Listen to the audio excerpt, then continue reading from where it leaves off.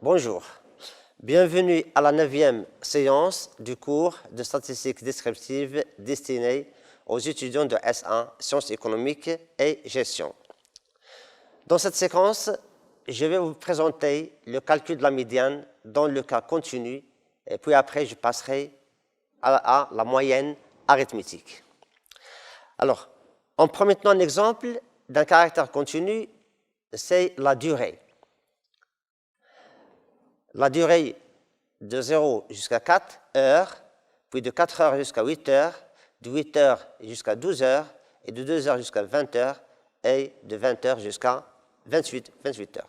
Et on a les effectifs de 40, 80, 160, 200 et 140. En total, nous avons 620 individus. Donc, on voudrait calculer la médiane dans ce cas continu. Puisque le caractère est continu, le calcul n'est pas immédiat comme le cas discret. On devrait utiliser une méthode appelée méthode d'interpolation linéaire, puisque dans ce cas-là, on n'obtient pas la valeur médiane exactement, mais on obtient une classe médiane. D'abord, comme précédemment, on devrait repérer la médiane. Et pour la repérer, soit on utilise les fréquences cumulées ou bien les effectifs cumulés. Dans ce cas-là, on travaille avec les fréquences cumulées. On calcule d'abord les fréquences relatives. Elles sont reportées dans la troisième colonne. Et puis, on calcule les fréquences cumulées croissantes. Et ces fréquences cumulées croissantes sont repérées dans la dernière colonne. Donc, que ce soit les fréquences relatives en pourcentage ou sans pourcentage, ça revient au même. Donc ici, on utilise les fréquences relatives en pourcentage, ce qui donne des fréquences cumulées en pourcentage. Regardez la dernière colonne. Nous avons 6,45%, 19,35% et ainsi de suite. D'abord, on devrait repérer la médiane. La médiane est repérée par la moitié de la fréquence cumulée. Donc, la fréquence cumulée est de 100%, ça veut dire 1. La moitié de 1, c'est 0,5. Et si on travaille avec les pourcentages, le 0,5, c'est 50%. Donc, on repère la médiane par une fréquence cumulée de 50%. Où se trouve 50%?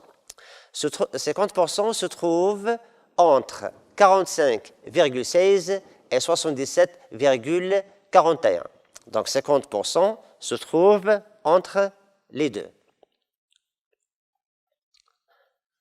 0,5, c'est 50%. Et dans ce cas-là, on obtient la classe médiane. On suit le sens des flèches de la ligne la plus basse et j'obtiens une classe médiane. La classe médiane, c'est 12, 20. Regardez le tableau statistique. Puisque la classe médiane est de 12, 20, ça veut dire que la médiane appartient à cette classe. Mais quelle est sa valeur? Donc, on n'a pas obtenu directement la valeur de la médiane. Nous avons une classe. Et pour la définir ou la déterminer, on utilise la méthode d'interpolation linéaire. Cette méthode d'interpolation linéaire consiste à, je vais la résumer, consiste à tracer deux droites et sur la première droite se trouve la médiane et la médiane se situe et repérée par 50%. La classe médiane ou bien la borne inférieure de la classe qui précède la classe médiane, c'est 45,16. Je situe la fréquence cumulée de la classe médiane, 77,41, et la médiane se trouve entre 12 et 20. Voilà. Donc, on trace deux droites. Sur la première droite, on repère la médiane et puis la fréquence cumulée qui précède la classe médiane et la fréquence cumulée de la classe médiane. Sur l'autre droite se situe la valeur de la médiane recherchée est la borne inférieure et la borne supérieure de la classe médiane. Et on va utiliser l'interpolation linéaire. Le principe de l'interpolation linéaire est déduit de la règle de Thalès. Donc, je peux travailler avec le sens que je veux. Par exemple, je prends ce sens-là, la médiane ME moins 12, et je garde la même écriture pour l'autre droite. C'est 20 moins 12. Alors, pardon, restons sur la même droite. La médiane ME moins 12 rapportée à 20 moins 12 est égale. Je garde le même sens. Donc, ME moins 12, juste au-dessus, c'est 50 moins 45. Divisé par la partie à gauche, 20 moins 12, je garde la même écriture, le même sens, c'est 77,41 moins 45,16. Alors, cette règle est déduite de la règle de Thalès. Nous avons ici l'inconnu, une équation avec l'inconnu ME, la médiane. Je peux la déduire directement. Donc, ME moins 12, c'est égal le produit croisé sur 77 moins 45, ce qui donne, tout calcul fait, 13,20 heures. Donc, la médiane s'obtient par la méthode d'interpolation linéaire et de valeur 13,20. Je vous rappelle que la médiane est lue sur les modalités du caractère. La médiane, c'est 13,20 et 13,20 appartient à l'intervalle 12-20. Donc la médiane est lue sur les modalités du caractère.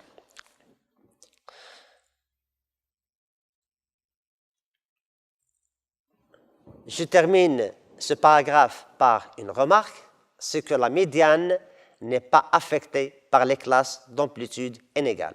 C'est-à-dire que ce soit l'amplitude des classes égale ou inégale, le calcul reste le même. Je passe maintenant à un autre paragraphe qui est la moyenne arithmétique. C'est la troisième tendance centrale et c'est la tendance centrale la plus importante. La moyenne arithmétique. Donc, je prends le premier cas de figure, une moyenne arithmétique simple, parce qu'il existe une autre moyenne arithmétique appelée moyenne arithmétique pondérée. Donc, il existe une moyenne arithmétique simple et une moyenne arithmétique pondérée. Je prends le premier cas de figure, le cas simple. Et on a ici une distribution statistique de chemises vendues par une entreprise. Donc, le caractère étudié, c'est les chemises vendues par entreprise. Et nous avons ici 10 chemises ont été vendues par une seule entreprise. De même, une autre entreprise, et qui est unique, a vendu 12 chemises. Une autre entreprise, qui est la troisième, indépendante des autres, a vendu 13 chemises, et ainsi de suite. Donc, nous avons pour chaque valeur du caractère une seule entreprise. Ce qui fait que le cas est dit simple. Le cas est simple lorsque la valeur du caractère ne se répète pas. La valeur du caractère ne se répète pas. 10 se répète une seule fois, 12 une seule fois, 13 une seule fois, 15 une seule fois, 20 une seule fois. Donc ici, les valeurs du caractère ne sont pas redondantes, ne se répètent pas. Donc le cas est dit le cas simple. Comment peut-on maintenant calculer la vente moyenne de ces 5 entreprises? Pour calculer la vente moyenne, je fais la somme des ventes divisée par le nombre total d'entreprises. Donc 10 plus 12 plus 13 plus 15 plus 20 sur 5 est égal à 14. Donc 14 chemises est la valeur moyenne. Autrement dit, les 5 entreprises ont vendu en moyenne 14 chemises. Et on va écrire maintenant la moyenne arithmétique par son expression mathématique. on la note par x bar. Donc x bar représente ou symbolise la moyenne arithmétique. Donc toujours, on symbolise la moyenne arithmétique par x bar. Comme vous le voyez, x bar c'est égal 10 plus 12 plus 13 plus 15 plus 20. Ceci n'est rien d'autre que les valeurs du caractère symbolisé par x indice i. Puisqu'on a une somme, je vais l'écrire sous forme de symbole sigma. Les valeurs 10 plus 12 plus 13, ce sont les xi, et j'écris la somme de xi. Cette somme allant de 1 jusqu'à la dernière entreprise. Somme de i est égale à 1 jusqu'à k. Je divise par 5, et 5 représente le nombre d'entreprises, c'est la taille de l'échantillon qu'on a ici, et on divise par n. D'où la formule de la moyenne arithmétique à apprendre par cœur, x bar, c'est égal à la somme de xi avec i est égal à 1 jusqu'à k. Alors, cette moyenne arithmétique est très utilisable en statistique et également très utilisable en économétrie. Donc, il fallait l'apprendre par cœur. Donc, voici l'expression de la moyenne arithmétique dans le cas simple. Mais dans le cas pondéré, le calcul a le même principe, mais il est un peu différent, puisque ici il y a la redondance. Le caractère se répète. Je prends l'exemple du nombre de pantalons vendus. Le nombre de pantalons vendus sont 0, 1, 2, 3, 4 et 5. Cette fois-ci, nous avons deux entreprises qui n'ont rien vendu. Donc ce n'est pas 1, comme tout à l'heure. Nous avons 6 entreprises qui ont vendu 1. Donc ici, 6 entreprises. Dans l'autre cas de figure, nous avons toujours 1. 10 entreprises ont vendu 2. Donc la valeur 2 se répète 10 fois. La valeur 3 se répète 20 fois. 20 entreprises ont vendu 3 pantalons. 2 entreprises ont vendu 4 pantalons. Donc la valeur 4 se répète 2 fois. La valeur 5 se répète 30 fois. Donc ici, nous avons un cas qui est appelé pondéré. La pondération, ça veut dire la multiplication. Le nombre de fois où la valeur du caractère se répète. Et on peut écrire dans la troisième colonne cette redondance. Le 0 se répète 2 fois. Donc 0 fois 2, c'est égal à 0. Le 6 se répète une seule fois. Donc 1 fois 6, c'est égal à 6. Le 10 se répète 2 fois. Donc 2 fois 10, c'est égal à 20. La valeur 3 se répète 20 fois. Donc 3 fois 20, c'est 60. La valeur 2 se répète 4 fois plutôt. Pardon. La valeur 4 se répète 2 fois. Donc on a ici 4 fois 2, ça fait 8. Et enfin, la valeur 5 se répète 30 fois. Et 5 fois 30, c'est égal à 150. Et pour réécrire la redondance, on la note par n indice i fois x indice i qui est reporté dans la dernière colonne en haut, première ligne. Donc, première ligne, dernière colonne, nous avons n indice i fois xi pour représenter la redondance. Et pour calculer la moyenne arithmétique cette fois-ci, on utilise la colonne de redondance, de pondération, ni fois xi. Donc, c'est 2 fois 0 plus 6 fois 1 plus 10 fois 2 plus 20 fois 3 plus 2 fois 4 plus 30 fois 5 sur le nombre total d'entreprises 70. Et j'obtiens 244 divisé par 70, c'est égal à 3,48. C'est-à-dire que 70 entreprises ont vendu en moyenne 3,48 pantalons. Donc voici comment on calcule la moyenne arithmétique lorsque le cas est pondéré, ça veut dire la valeur du caractère se répète. D'où la formule de la moyenne arithmétique dans le cas pondéré. C'est la somme de ni fois xi, donc on a fait la somme de la colonne ni xi, et on a rapporté le tout à n, d'où x bar, la moyenne arithmétique, c'est égal à la somme de i est égal à k jusqu'à la quatrième modalité ni xi sur n. c'est la formule de la moyenne arithmétique en fonction des fréquences. On peut l'écrire en termes de fréquence relative aussi. Donc, cette écriture de la moyenne arithmétique n'est valable que dans le cas pondéré. Si le cas est simple, il n'y a pas de pondération, donc tous les NI sont égaux à 1. Donc 1 fois XI, 1 fois X1, plus 1 fois X1, plus 1 fois X1, ça donne la somme de XI. Il n'y a pas de pondération. Mais lorsque le cas est pondéré, la formule devient X bar, c'est la somme de NI fois XI sur N.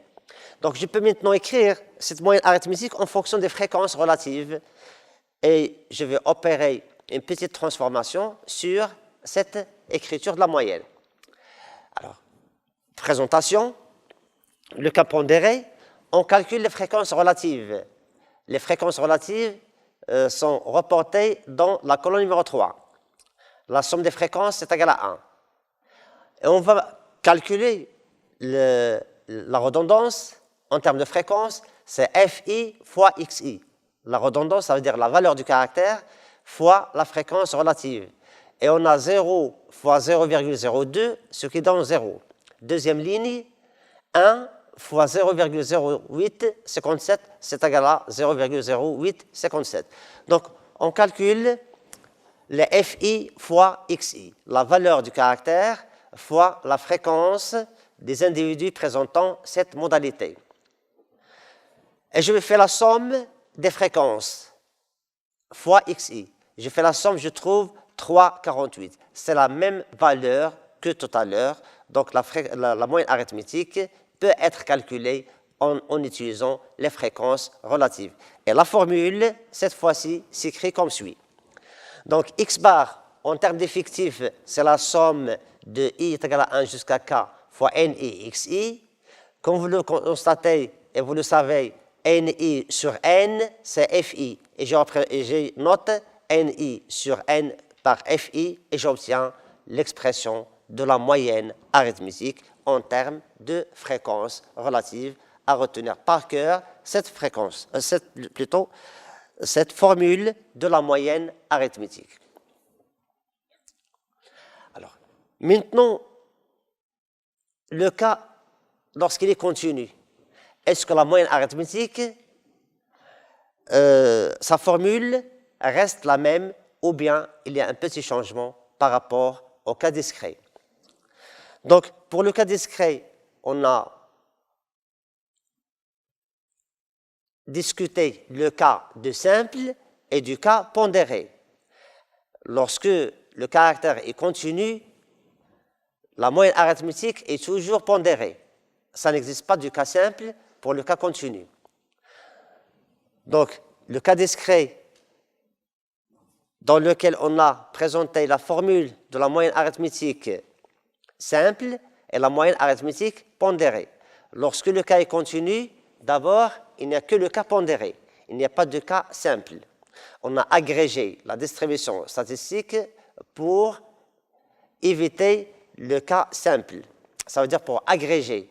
Et lorsqu'on agrège, les effectifs ne sont pas égaux à 1. Donc, automatiquement, le caractère continu dans lequel la moyenne arithmétique est nécessairement pondérée. Il n'y a plus de cas simple. La formule reste la même. C'est X bar est égal à la somme de I est égal à 1 jusqu'à K fois N et XI sur N. Mais cette fois-ci, le XI change. Puisque le caractère est continu, le XI représente les centres des classes. Le XI représente le centre de la classe I. Pour le cas discret, XI, c'est la valeur du caractère discrète. Pour le cas continu, le XI représente les centres de classe. Donc, on calcule cette fois-ci les centres de classe et on pondère les centres de classe par les effectifs. Et la procédure de calcul reste la même. Je peux utiliser les fréquences dans le cas continu pour calculer la moyenne arithmétique. Donc, vous constatez dans la formule que N sur N, entouré par le bleu, est égal à FI. Et donc, la fréquence X bar, plutôt la moyenne arithmétique X bar, c'est égal à la somme de i est égal à 1 jusqu'à k de fi fois xi. Donc, il n'y a pas de différence au niveau de la formule. Ce qui change, c'est juste le caractère ou la nature du caractère. Lorsqu'il est discret, les valeurs sont les valeurs du caractère, et lorsque le cas est continu, le xi représente les centres de classe. Mais je vous rappelle qu'il n'y a pas de cas simple lorsque le caractère statistique est continu. Voici un exemple. Sur la distribution statistique des impôts payés par 150 petites et moyennes entreprises. Nous avons ici l'impôt payé par les entreprises. Et l'impôt payé, c'est un caractère continu, il est agrégé par classe. Et nous avons dans la première colonne les classes d'impôts payés. De 10 000 jusqu'à 20 000, l'impôt de 20 000 jusqu'à 30 000, 30 000 jusqu'à 40 000, et enfin, la dernière classe, 60 000 jusqu'à 100 000. Donc, nous avons la répartition du caractère en classes, peu importe que les amplitudes sont les mêmes ou ne sont pas les mêmes, ça n'a aucune importance pour le calcul de la moyenne.